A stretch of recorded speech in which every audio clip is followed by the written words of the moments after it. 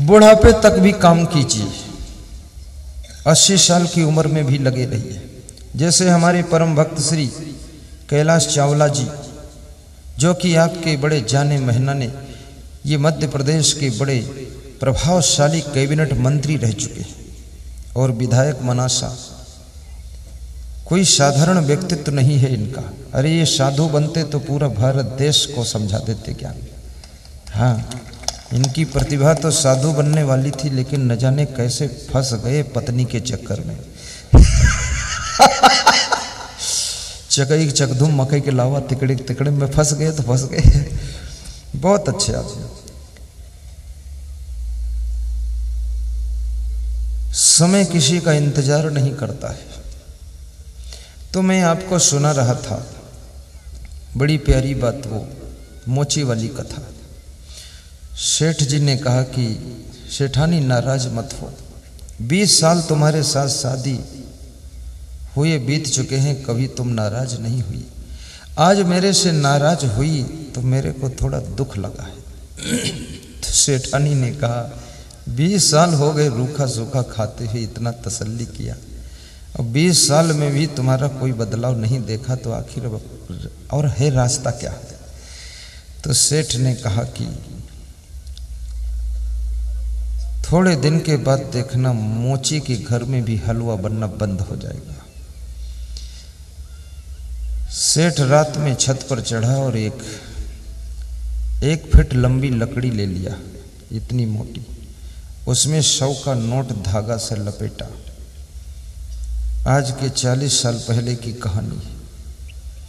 और उस लकड़ी को नोट में लपेट करके धागा से बांधकर मोची के आंगन में फेंक दिया और स्वयं आकर सो गया। सवेरे मोची उठा तो लकड़ी में लिपटा हुआ नोट देखा। अपनी वाइफ को जगाया, कहा कि आ जाओ, कुछ लगता है कि किस्मत का सितारा चमक गया है। देखो आकाश से 100 का नोट गिरा है। वायु देवता ने पेड़ की लकड़ी तोड़ करके 100 का नोट लपेट कर यहाँ डाल दिया है, इसको संभाल कर रखो। तो उसकी वाइफ ने कहा कि 8 आने 4 आने 2 रुपये जूता सिलते थे मिलते थे, आज अचानक 100 रुपये मिले, ये भाग्य नहीं है क्या? तो उसने कहा इसको तुम देवी संभाल कर रखो। तो उसने संभाल कर रखा और कहा कि पति देव, एक निवेदन है कि 100 का नोट तो भगवान ने दिया है, अब इस नोट का जोड़ा लगाना हमारा तुम्हारा काम है। तो 4-4 आने 8-8 आने रोज इकट्ठा करने लगा जोड़ा लगाने के लिए। 6 महीना तक हलवा की खुशबू नहीं आई। तो सेठ ने अपनी सेठानी से कहा कि अब पड़ोसी के घर से हलवा की खुशबू आती है कि नहीं? बोले अब तो नहीं आती है। तो सेठ ने कहा जो बीमारी मुझे लगी थी लोभ की, वही बीमारी उसको लगा दिया, अब काम खत्म हो गया उसका। ये लोभ अगर पकड़ ले तो आदमी ठीक से खा भी नहीं सकता है, ठीक से कपड़े भी नहीं पहन सकता है। और लोभ कई मॉडल का होता है, इसकी क्वालिटी भी अलग अलग है। एक लोभ ऐसा भी होता है खुद तो अच्छा खाएंगे, खुद अच्छा पहनेंगे, पर दूसरे को बिल्कुल नहीं खिलाएंगे न देंगे, ये अलग क्वालिटी का लोभ है। खुद तो ऐसे टीप टाप रहेंगे, लगता हीरो हीरोइन आ रहे हैं, सीधे बॉम्बे चले आ रहे हैं, रोज टाप के कपड़े पहनेंगे। दूसरा लोभ ऐसा भी होता है जो कि न खुद खाएंगे न दूसरे खिलाएंगे, न खुद पहनेंगे न दूसरे कपड़े पहनने देंगे। तीसरा लोभ ऐसा भी होता है कि दूसरे के पैसे भी चुरा लेंगे, अपनी जेब में रख लेंगे, ऐसा भी लोभ होता है। चौथा लोभ ऐसा भी होता है जिसके कारण मनुष्य किसी का मर्डर भी कर देता है, 10 लाख रुपए की सुपारी लेकर मार देता है। लेकिन याद रखना, जिसको मार रहे हो उसका शरीर तो मर जाएगा, आत्मा नहीं मरेगी। उस मारने का फल तुमको भोगना पड़ेगा। ये जो मर्डर करवा रहे हो, मर्डर कर रहे हो, और मर्डर वही करते जिनको बड़ा डर होता है, नहीं मर्डर करेंगे ही नहीं। और मर्डर का पाप तुमको मिलेगा, अगर ना मारो तो भी उस दिन वो व्यक्ति मर जाएगा, क्योंकि संसार में शरीर किसका अमर है, तो सबका एक दिन अंत होता है। तुम जल्दी क्यों कर रहे हो? तुम ज़्यादा कोई तुम्हारे भी पाप हैं, कर्म फल है, तो उसमें हाथ डाल दिया तुमने, अन्यथा तो लोग अपने आप मर जाते हैं। और जिनकी मृत्यु तुम अपने हाथों से कर दोगे, कबीर ने कहा है, दुर्बल को न सताइए जाकी मोटी हाय, मरी खाल की सांस सो लौह भस्म हो जाए। रामनाथ कोविंद राष्ट्रपति भारत देश के भोपाल में आए थे, तो उन्होंने यही दोहा सुनाया था कि दुर्बल को न सताइए जाकी मोटी हाय, मरी खाल की सांस सो लौह भस्म हो जाए।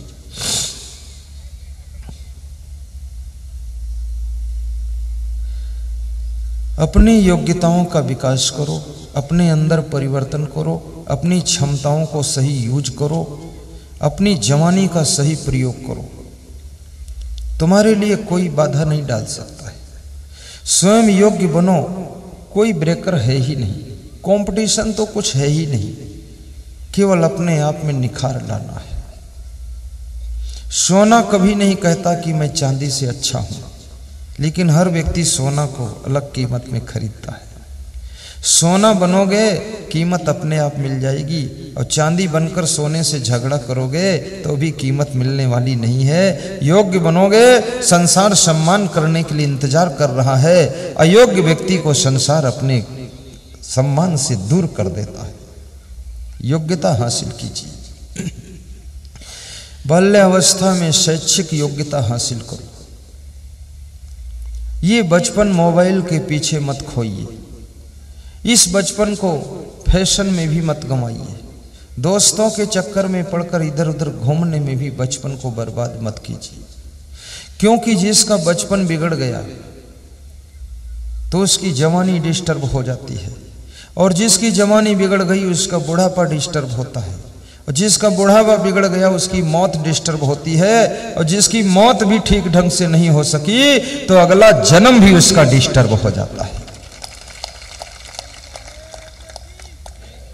गुरु जी के ज्ञान का मजा लीजिए, बचपन की बिगड़ी बना लीजिए।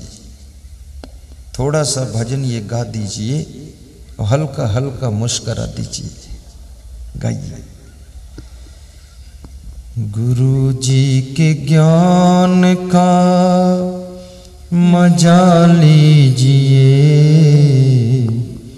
बचपन की बिगड़ी अपनी बना लीजिए। गुरु जी के ज्ञान का मजा लीजिए,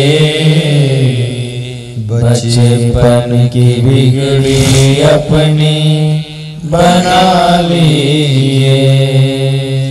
बालापन सब खेल गंवाया, बालापन सब खेल गंवाया, जौन भये गुरु ज्ञान न भाया, जौन भये गुरु ज्ञान न भाया, तीसरे ही पल में संभल जाइए,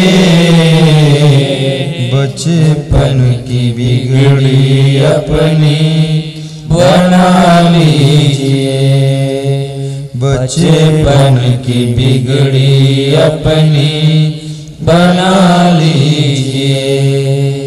गुरु जी के ज्ञान का मजा लीजिए, गुरु जी के ज्ञान का मजा लीजिए, बचपन की बिगड़ी अपनी बना लीजिए, बचपन की बिगड़ी अपनी बना लीजिए।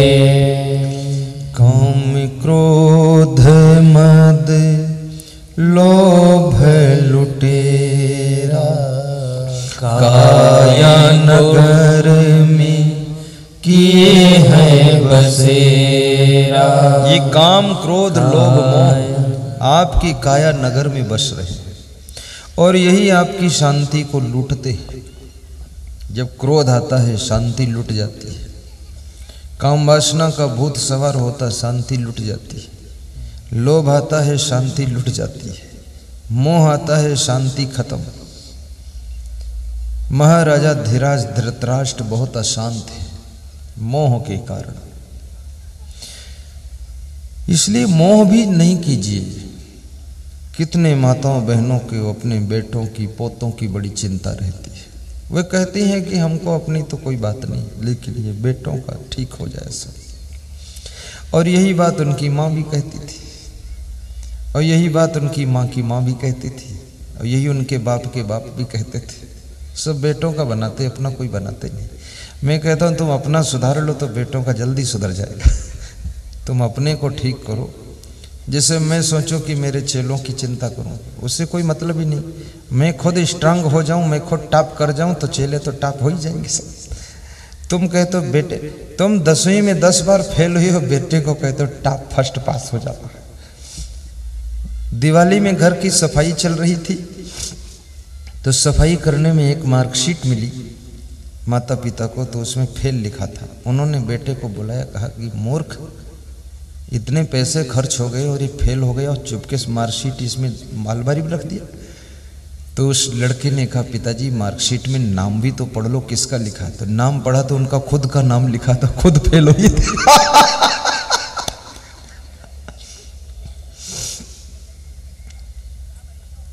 स्वयं को स्ट्रांग करो,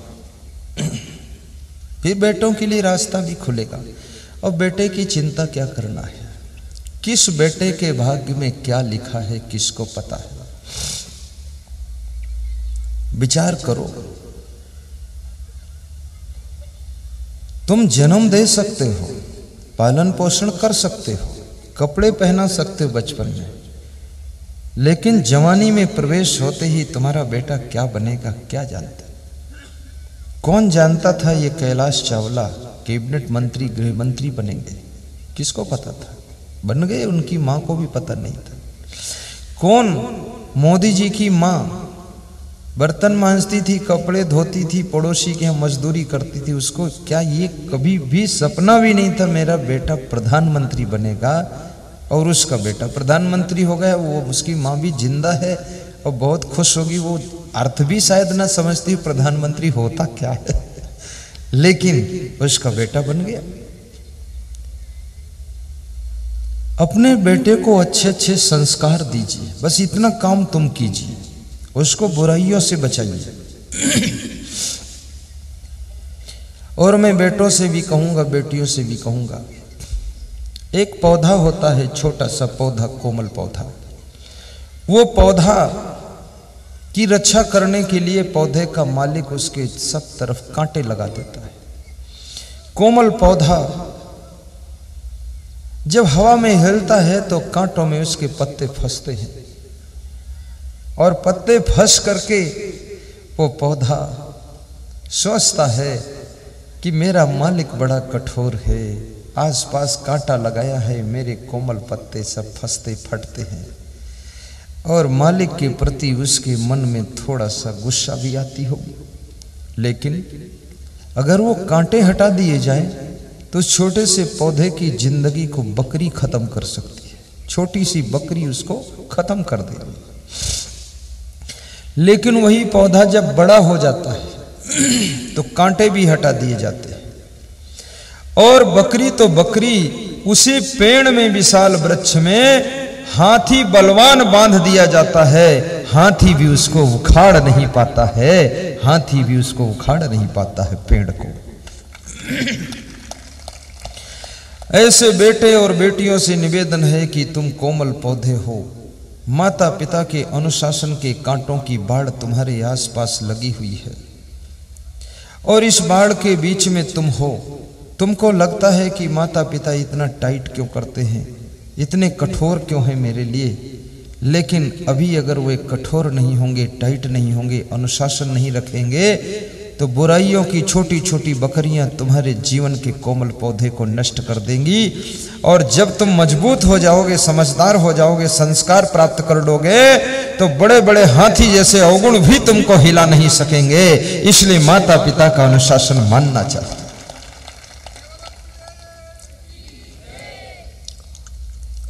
या तो सेल्फ डिसिप्लिन रहो, स्वयं कंट्रोल में रहना सीखो।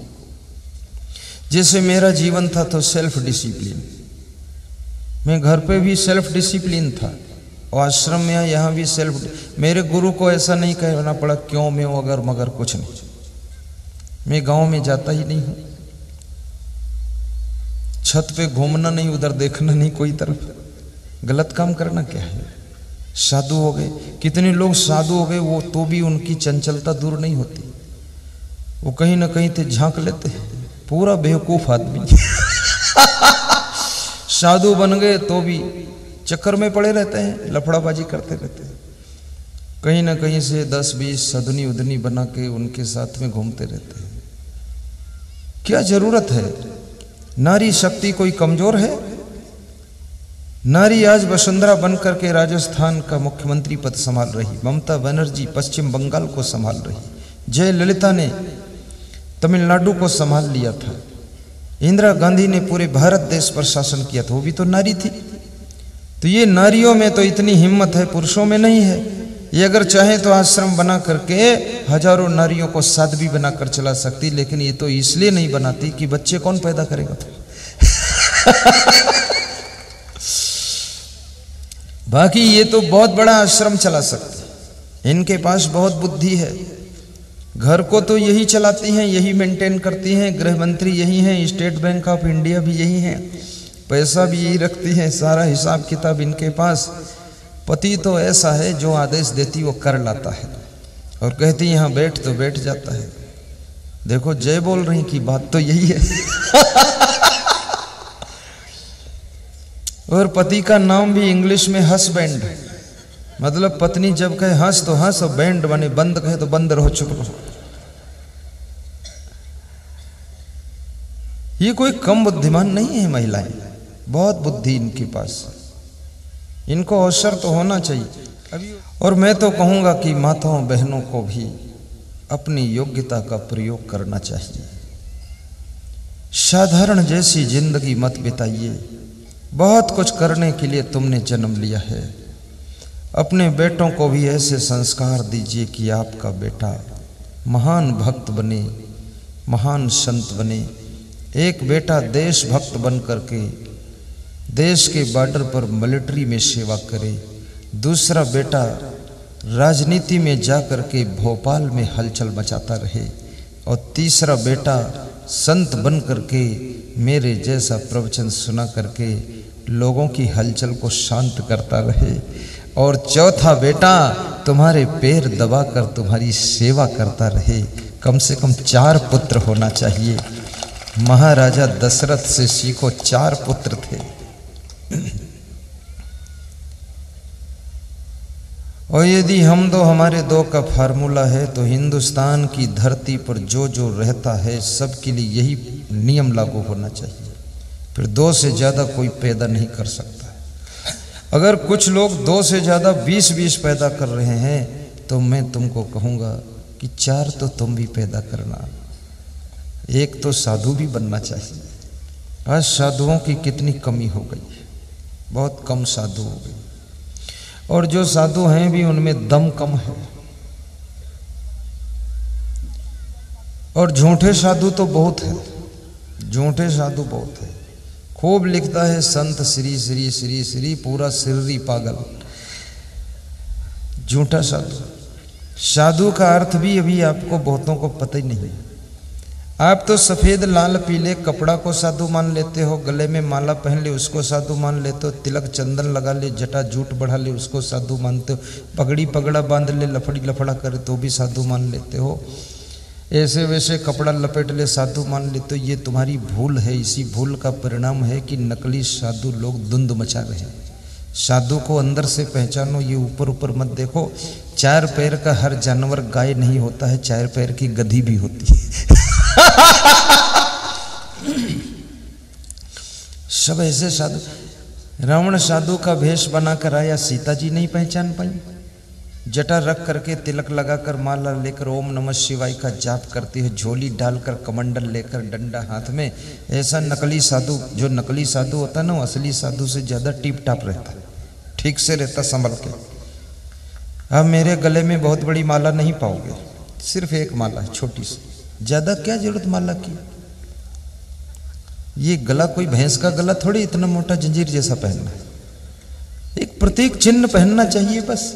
और तिलक भी मेरा माथा पुता हुआ नहीं पाओगे, बस एक बिंदी रख देता हूं। ये भी पता नहीं कबीर बिंदी लगाते थे कि नहीं लगाते थे, तुलसीदास कैसी बिंदी लगाते थे। चाहे जैसी लगाओ, हमें ये पसंद, ये लगा दिया, बात खत्म है। कभी लाल लगा देता हूँ, कभी पीला, कभी सफेद, जो कलर मिल जाए, कलर का कोई लफड़ा नहीं। और कभी नहीं भी लगाता। अरे दिमाग ठीक रहना चाहिए, और बिंदी सिंदी हटाओ तुम। चंदन तो इसलिए लगाया जाता है, चंदन शीतल होता है, यानी अपने माथा को शीतल रखो महाराज जी, और कोई बात नहीं, इसमें गर्म विस्फोट मत करना, इसलिए तिलक लगाया जाता है। और चंदन की माला इसलिए पहनी रहती है कि चंदन शीतल और सुगंधित होता है। ऐसे चंदन की शीतल माला पहन करके हृदय में भी शीतलता रहे और आपकी सुगंध फैले, ऐसे कर्म करना प्रभु, इसलिए चंदन की माला पहनी जाती है। और ये सफेद कपड़े इसलिए पहने गए हैं कि इसमें कोई दाग नहीं, कोई रंग नहीं, तो दुनिया का राग रंग तुम्हारे ऊपर असर न करने पाए, इसलिए व्हाइट कपड़ा पहना दिए गए। पगड़ी इसलिए बांध दी गई कि प्रभु तुमको पगड़ी इसलिए बांधी गई है कि धर्म की रक्षा की जिम्मेदारी आपकी है, भक्ति की रक्षा की जिम्मेदारी आपकी है, आपको बहुत संभल कर चलना है। तो साधु को पहचानो। पहली बात तो साधु वैराग्यवान होना चाहिए। वैराग्यवान का मतलब संसार के भोगों को न भोगता हो। और साधु जो होगा वो लड़की स्त्रियों से उसको थोड़ा दूर रहना चाहिए। कितने साधुओं को देखा, वो तो लड़की की स्कूटी पर बैठकर घूमते और कहते हैं मैं बहुत बड़ा बाबा हूं। सब पता चल गया बाबा हो कि काबा हो, क्या हो। हाँ, क्या जरूरत है। अपनी माँ को छोड़ दिया, बहन को छोड़ दिया, घर छोड़ दिया, परिवार छोड़ दिया, भाई को छोड़ दिया, ये लफड़ा कहां से लेकर घूम रहे। अब लोग समझते नहीं ये क्या कर रहा बाबा है। साधु कभी पिक्चर नहीं देखता है ना, पिक्चर देखता हो समझ लो ये पंचर जरूर है, इसको हटाओ यहां से। साधु कभी गीत गाने सैया बलमों के नहीं सुनता कि गोटेदार लहंगा निकलो जब डाल के छुरिया चल जाए तेरी मत वाली चाल पे। ये साधु का काम ही नहीं है। काहे को छुरिया चलाओगी, मत गोटेदार डालो, ऐसे ही पहन लो सादा लहंगा। साधु सिंपल उसकी वेशभूषा होती है, वो रोज अपना रंग ढंग नहीं बदलेगा। ये पहचान बताता हूं आपको, एक ही वेशभूषा में रहेगा। और साधु कोई नशा भी नहीं करेगा। और साधु महात्मा कभी वीआईपी होता ही नहीं है। साधु महात्मा भले उसको गवर्नमेंट वीआईपी का सर्टिफिकेट दे दे, पर वो गरीब से गरीब को भी मिलेगा, अमीर से अमीर को भी मिलेगा, और सबको हाथ जोड़ेगा, सबसे प्रेम करेगा, सबसे बात करेगा, तो समझ लो ये साधु है। और जो केवल करोड़पति आ गया तो अंदर आ जाओ, और गरीब आ गया तो धक्का मारकर बाहर हो जाओ, ये कोई साधु का काम। फिर ये तो मेरा भी सौभाग्य है कि जो मेरी आत्मा अनेक जन्म में तपस्या करके इतना अच्छा रूप हमको मिला, संत बनने का योग मिला, महात्मा बने, आचरण सही है, तो लोग दर्शन करना चाहते तो दर्शन भी हमको देना चाहिए, और लोग प्रवचन सुनना चाहे तो प्रवचन भी सुनाना चाहिए, और लोग अपने घर बुलाना चाहिए तो वहाँ भी चले जाना चाहिए, और लोग कहें मेरे गांव आ जाओ तो रात में भी गांव चले जाना चाहिए, और लोग कहें कि इसी कमरे में सो जाओ तो सबको कमरे से बाहर निकाल देना चाहिए और सो जाना चाहिए। मैं जिस मकान में रहता हूँ वहाँ किसी को रहने नहीं देता, ना कोई वहाँ गिरस्थ रहेगा, ना कोई पत्नी, ना पतना, ना लाड़ी, ना लाड़ा, सब काम खत्म। केवल हम लोग रहेंगे साधु साधु, झाड़ू खुद लगाएंगे, बिस्तर खुद सुधारेंगे, वहां कुछ भी करने की जरूरत नहीं। क्योंकि याद रखना, चरित्र कितना अच्छा हो लेकिन कभी संदेह वाले कार्य भी नहीं करना चाहिए। जो आपके ऊपर लोगों को शक पैदा हो जाए। इससे भी सावधान रहना चाहिए। मैं जिस गाड़ी में बैठता हूँ उसमें किसी लेडीज को बिठाता भी नहीं हूँ। मैं अपनी सगी माँ को भी नहीं बिठाता। या तो तुम बैठोगी तो मैं उतर जाऊंगा, तुम जाओ, गाड़ी छोड़ेगी तुम्हें, और मैं बैठूंगा तुम नहीं बैठोगी। तो माँ ने कहा ऐसा क्यों? मैंने कहा ऐसा यूं, कौन जानता है मेरी माँ हो। तुम्हारी लाल रंग की साड़ी चमकेगी तो लोग कहेंगे असंग साहब मेहरुआ रखत है, औरत रखत साथ में, बदनामी होगी।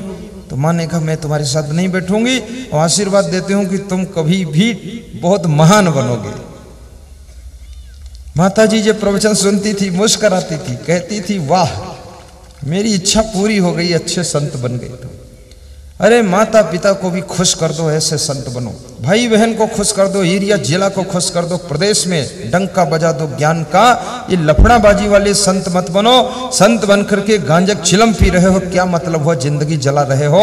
यही पीना था तो घर ही में चिलम खींचते रहते। संत बन करके लाखों की चिलम छुड़ा दो और लाखों का नशा छुड़ा दो और लाखों के घर में कलेश मिटा दो, तब संत कहा जाता है।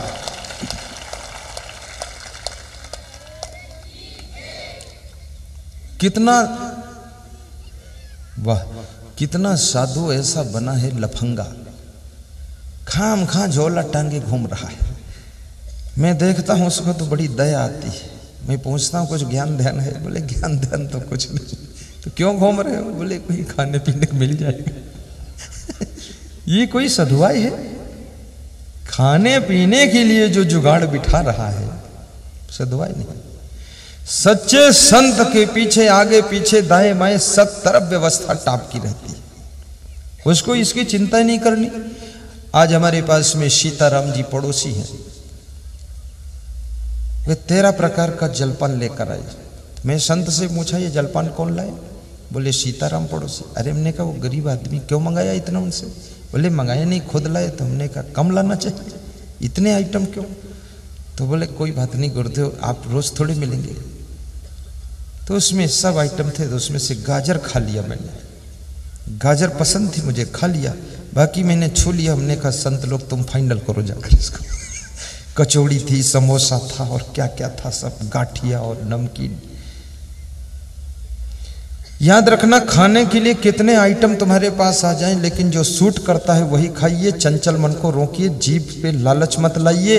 अगर आप खाने में कंट्रोल अपने को नहीं करते, जिसकी जीभ कंट्रोल में नहीं रह सकती है उसकी जननेंद्री भी कंट्रोल में नहीं रह सकती है, और फिर उसकी जिंदगी भी कंट्रोल में नहीं रह सकती है, फिर उसको सुख कभी मिल भी नहीं सकता है। इसलिए सबसे पहले जीभ को कंट्रोल करो।